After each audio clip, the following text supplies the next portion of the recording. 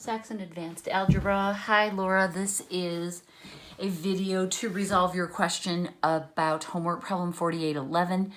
That was a problem where we were using midpoint formula to find the equation of a perpendicular bisector. It's a tongue twister for me tonight. A perpendicular bisector of a segment, right? And you told me that you could find the slope-intercept form of the line, which is this, but you didn't know how to translate it over to double intercept. And John was no help because what he did was he used, instead of setting it up as slope-intercept, which is the familiar and comfortable way we're used to doing it, and definitely the way I would recommend, he used a different form of the line, of the equation of a line. So he used a third one, and he started it in that form, and then he translated it to this. So you did what I think is the logical thing. You used good old slope-intercept, which we know and love, and then when you went to convert that over to this, John didn't have any wisdom for you. So let me show you how we can do that. What we need to do is move this into that, and it's confusing because we have fractions and we're trying to create fractions, so it makes kind of a mess. So the first thing I'm going to do is I'm going to move my x over, and what I'm going to do is I'm going to slightly rewrite this. I'm going to multiply the x times the 1 to make that a bundle, because that's what I want to get to, right? I kind of like this format because when I squish my x in over here, I like the way that looks. So now I'm going to subtract x over 2 from both sides. Okay, this cancels. Now I'll put them in order. Minus x over 2 plus y equals minus 7 over 4.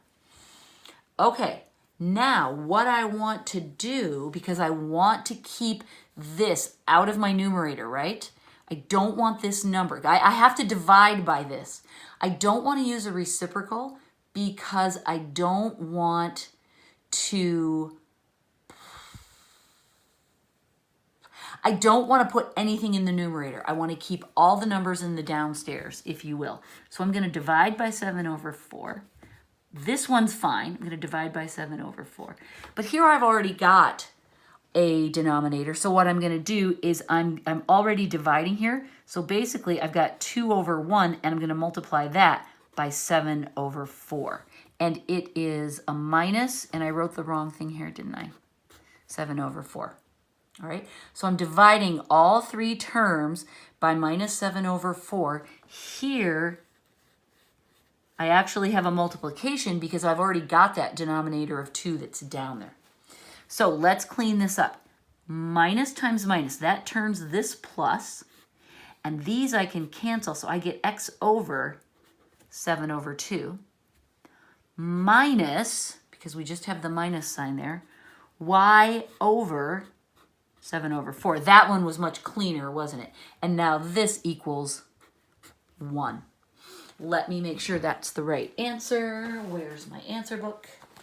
4811. It's x over 7 over 2 plus, oh, okay. What John did, in order to really honor this, he wrote it as x over 7 over 2 plus y over minus 7 over 4. So he took this minus and kept it down in the denominator. That makes sense.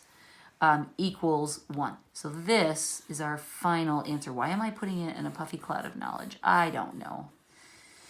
All right, so that's how we got from here to here, and it was confusing because we had a denominator from the slope, right, that carried through. So that's how we do the algebra around that. All right, I hope that helps. Let me know if I can do anything more to straighten that up for you. All right, goodbye.